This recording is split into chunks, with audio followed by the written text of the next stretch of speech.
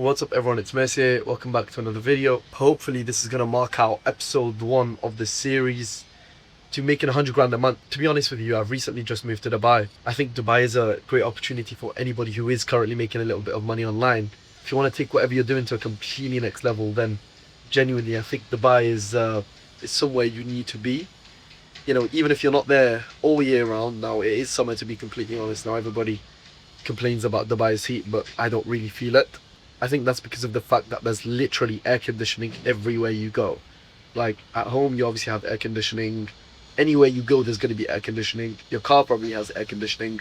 So realistically, you're not going to feel the heat as much. Now I'm sat outside on the balcony, just literally pondering upon the view. Just literally exited a trade on a 100k account. I do also have my live account. I'm essentially switching from one account type to the other, so I didn't end up taking a trade on my personal live account.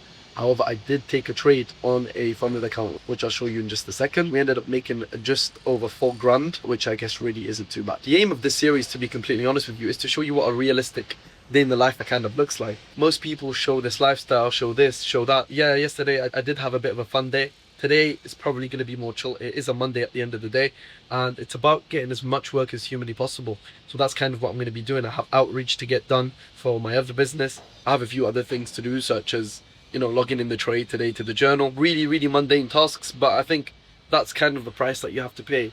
If you want to get to those next level, you have to actually put the work in, and especially when it comes to trading, realistically, especially the early phases when you're learning the content, you're learning all these different concepts, putting them all together from multi-time frame analysis to liquidity concept to, you know, institutional zones, flip zones, all of that type of stuff. It can all be mundane. Think of your trading business as any other business. You know, you gotta put the initial hours of work in order to make a stupid amount of money later on in the long run. Okay, so I'm going to show you exactly how I've just been able to make over 4 grand in the space of, I don't even know, if, like, let's literally check, in the space of maybe 45 minutes. There you go, 4,099 US dollars. I'll put up a photo on screen now. Please understand that this requires an extensive knowledge of your main smart money concepts or your main supply and demand concepts. Now, there's so many different methodologies, terminology. Honestly, it's supply and demand. It's really understanding or trying to understand where institutions are going, using that mathematical probability,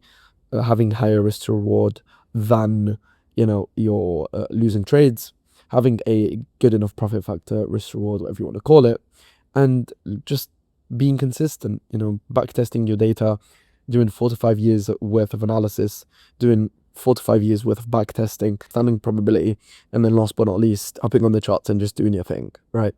It's, you've got that win rate, you've got a 60% win rate, you've got a 1 to 2, 1 to 3 risk to reward. You can even go to a 1 to 2.5.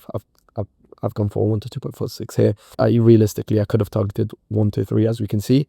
However, I chose to keep it safe, target 1 to 2.5. And honestly, I didn't even need to target that. It's simply because of the rules of the firm that I trade with. Let's jump into the actual breakdown of this trade. Now, to put it quite simply, I use multi-time frame analysis. So on the 1 hour time frame, we were bullish, right? So essentially, this is my 1 hour weak high, and then this is my 1 hour strong low. Obviously, price broke structure over here. Obviously, this is a 1 hour break of structure.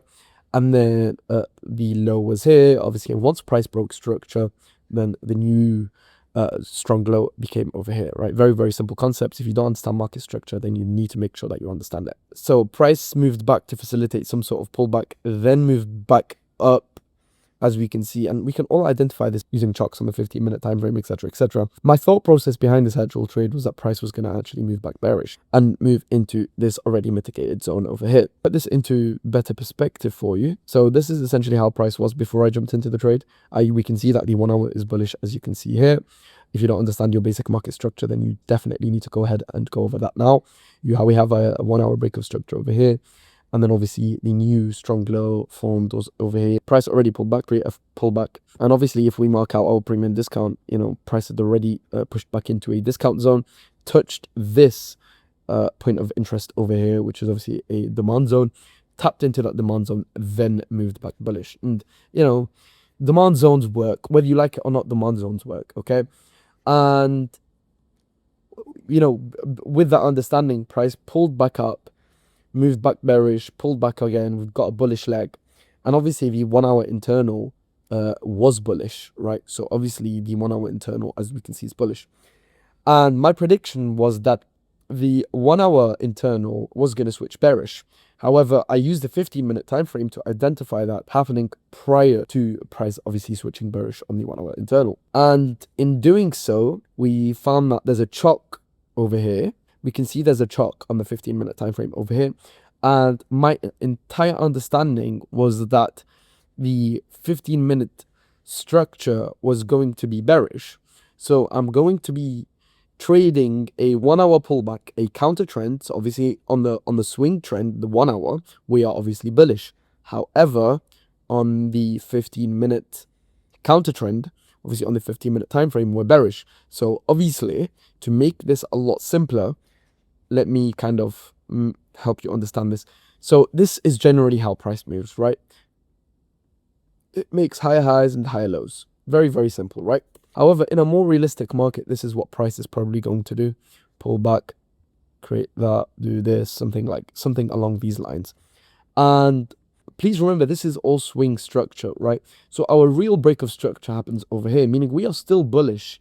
You know, even when we have these, we are still bullish, because so long as we are above the most recent swing low, we are still bullish on the higher time frame. So my whole idea behind this was that price was going to essentially form this pullback stage. And using this pullback stage, we use points of interest in order to take trades from this zone and target that swing low. Now, in this case, the swing low has already formed. But my understanding was that price was going to continue making lower lows before pushing to this final high. So the two ways you can take trades is you can either be trading counter trend or you can be trading pro trend. Pro trend, you're going to be targeting this high over here. So you could potentially take a trade, stop loss just here, targeting the break of structure. Or you could be trading counter trend, counter to the 1 hour swing. And in order to do that, you need to understand your 15-minute time frame. I only have 2 trading opportunities, and I use the DR to really help me do this. And that is essentially how I predominantly base my bias. If it breaks bearish from the DR, then I'm going to look for sells. If it breaks bullish, I'm going to look for buys. And that is predominantly the strategy that I trade. It gives me maybe 2 opportunities per day. Some trades aren't validated. So, you know, sometimes I only take 1 trade. Sometimes I don't even take a single trade in a day. But when it comes to trading, you have to be completely and utterly comfortable with that. Because if you can't be comfortable with that, you're not going to make money. The less trades you take, the more money you make. Very, very simple. On the internal structure, we're bearish. 15-minute internal, we're bearish. Price is pushing bearish. So jumped onto the 5-minute time frame, identified this point of interest over here, and I waited for price to essentially sweep liquidity. So price to pull back into the zone, obviously first. So it mitigates this zone, and then we create a lot of liquidity over here, right? And this is so much liquidity, which finally gets swept. Soon as that gets swept, I jumped onto the 1-minute time frame, right? As you can see, I've marked that out over here. And then I wait for price to essentially switch bearish. And then as soon as price switches bearish, it gives me that chalk on the 1-minute time frame. As soon as it gives me the chalk on the 1-minute time frame, I wait for price to close below. Generally, with changes of character, I map it from wick to wick, but that is going to be on a higher time frame. On a lower time frame, I like to wait for the candle close. Now, if you understand what mapping types, you have a conservative mapping type and you have an aggressive mapping type. An aggressive mapping type is used when you're mapping from bodies to wicks. An aggressive mapping type is used when you're mapping from wicks to wicks. And then an aggressive mapping type is used when you're mapping from wicks to wicks. And then a conservative mapping type is used when you're mapping from wicks to bodies. On the higher time frames, I map from wicks to wicks, which is a more aggressive type. So for example, if I'm looking for a 15-minute change of character, however, if I am looking for a 1-minute change of character, I always wait for a candle close, right? Obviously, when it comes to swing breaks of structure, I'm obviously always using conservative types, but, you know, just to put it into perspective, hopefully you understand it better. And essentially, what price does is it closes below, I'm entered inside of the trade, and then a little bit of drawdown there, not the cleanest of trades that I've taken. However, as we can see, price then moves to facilitate about 2.46 risk to reward, giving me $4,000 in profit in a single trade. So hopefully that's clear enough. If you do have any questions, please drop them in the comments and I will be completely and utterly happy to answer them. Literally listen to this cold start. There we go. We've opened the exhaust pipe.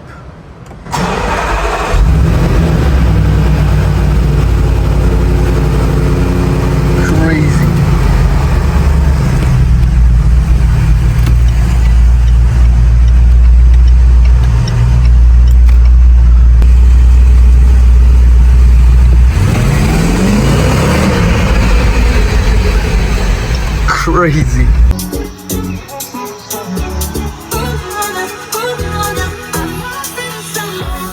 Alright, I've literally just got home. I've got a meeting with a client. He's literally one of my mentees for the mentorship program that I currently run, and we've been doing rapid fire lessons, even though I've been, you know, all over the place because I recently moved to Dubai, etc., etc.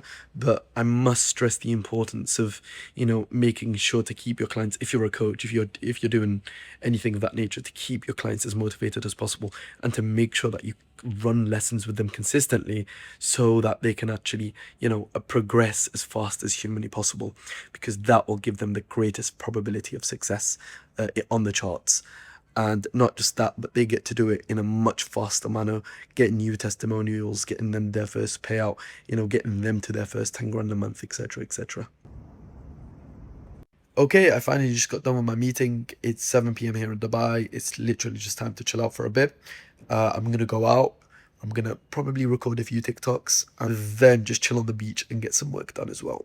And I literally got my car parked in the beachfront, so I have to move it and put it in the actual garage. So, yeah.